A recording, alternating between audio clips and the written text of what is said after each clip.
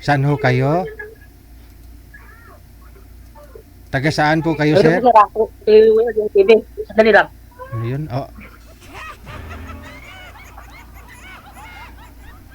Diba sir? ano ho?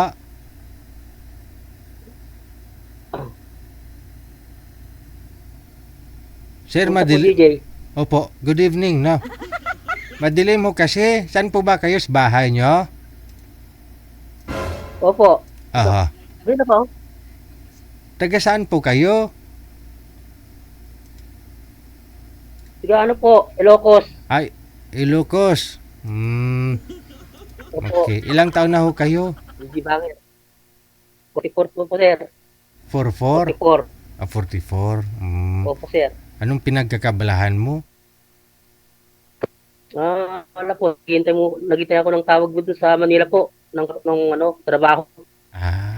Nag-apply po Saka yun, kayo. wala po. Nag-apply ka po dito sa Manila. Opo. Anong trabaho ina-applyan mo? Opo sir. Anong trabaho yung ina-applyan mo dito? Kahit ano sir, basta meron. Basta Ipapa- lang trabaho lang po. paano, Okay lang. hindi mo alam kung ano yung ina-applyan mo dito sa Manila? Ano po, factory po. Factory. Ah, factory. Oo. Okay. Wala ko kayong asawa? Wala po po. Ilang Single pa po. 44. Pero may isang anak po. Pero may isang anak. Hiwalay. Hiwalay. Ilang taon na ho kayong hiwalay? Mga ano na po. Ano yung bata, 20 years na po. 20 years na. 20 years na kayong hiwalay? Oo, kasi yung anak ko 20 na yung taon niya eh. Bidata na yung anak ko, lalaki. Aha. Ba't po kayo naghiwalay? Sir? Ba't po kayo naghiwalay ng asawa mo? Siya mo yung ano eh, siya mo yung ano eh, may kasalanan eh, hindi naman po ako eh. Nga gani. Siya yung ano, nangiwan sa akin, hindi ako. Iniwan ka, bakit? Oh.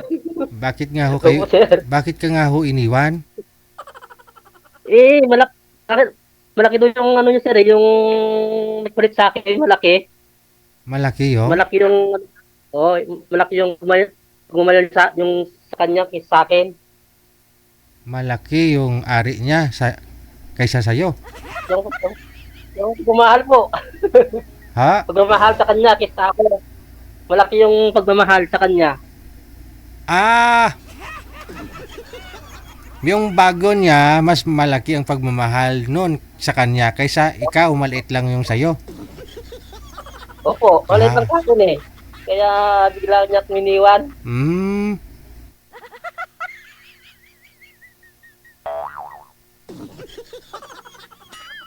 Okay. So, nagsasama na ho sila? Nagkasal po ba kayo? Hindi po sir. Hindi kayo Hindi kasal? Oh, Talibin lang. live-in lang. Yung anak mo nasa sa inyo ngayon, nag-aaral? Opo, doon sa ano po, bahay ng ano po, nanay niya.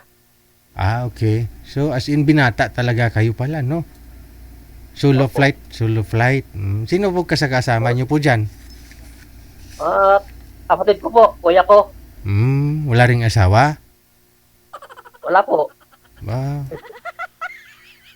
Kaming dalawa lang walang asawa na eh. Hirap, no? Pag walang asawa, no? Oo po eh. Hirap pag ano eh, walang mag-askas sa ano eh. 20 years ka na rin binata. Wala ho kayong niligawan. Wala ho kayong nakalipin ulit. Meron po dati nung nasa Manila po ako. Lapit ka nga, lapit. Meron po nung dati, nung nasa Manila po ako noon. Tapos, wala, iniwan din ako eh. Yun lang. Mukhang may mali. Baka may mali sa'yo, sir. O baka bakit umaalis yung mga babae? Maliit, gano'n? Ewan ko lang sir eh. Hindi mo siya tinanong, ba't Bakit siya makipaghiwalay sa'yo? Di mo siya tinanong? Sige, basta kung ano sir, tanungin ko naman, sabihin naman na wala eh, puro wala eh. Pinipilit ko nga siyang kung anong problema eh. Para panatag ka na rin sana, alam mo yung pagkukulang mo, sana sinasabi nila. No, sinabi niya. Yung una kasi sinabi niya, maliit lang sa'yo eh. Kaya iniwan ka. Itong pangalawa, di niya talaga sinabi kung anong rason. Hindi po sir eh. Ayun Bigla lang lang. siyang hindi niya ako chinat, block niya ako agad. Wala nang komunikasyon sa pagtawag, sabi. Mahirap po kasi no, di mo alam yung kasalanan mo, ikukulong ka. Ganun eh, parang ganun siya eh. Di mo alam pagkukulang mo, hiwalayan ka niya. Sana sinabi niya man lang yung rason, bakit ayaw niya na sa'yo, hiwalayan ka niya, di ba? Sir eh. Yun din kasi minsan yung ibang babae. Pagkatapos nila makuha yung pagkalalaki mo, iniiwan ka nila. Oo nga eh.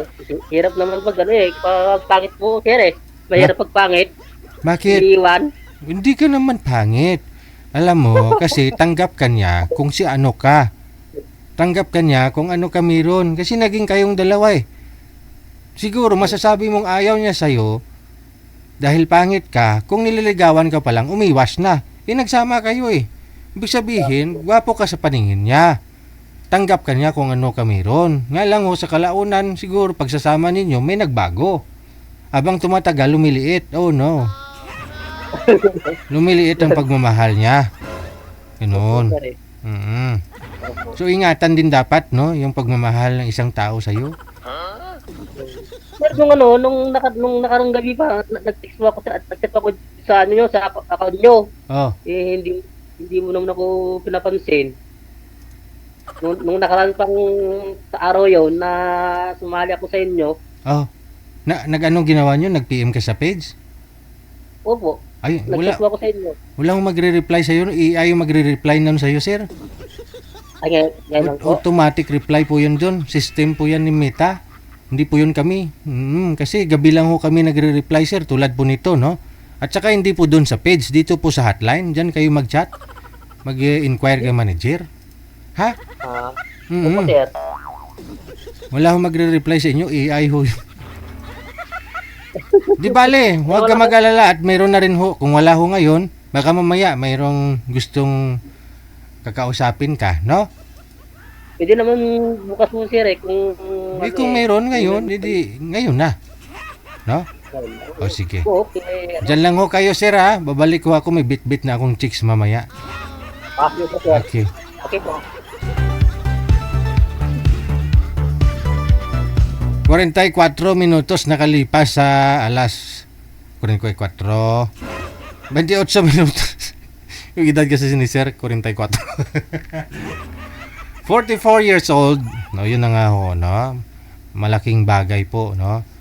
Big deal po para sa iba. Yung size, no? Yung laki.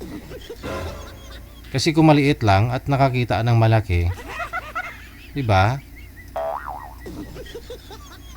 Sabi nga ho ng kilala ko doktora pa ho yun kung maghanap lang din naman yung malaki na.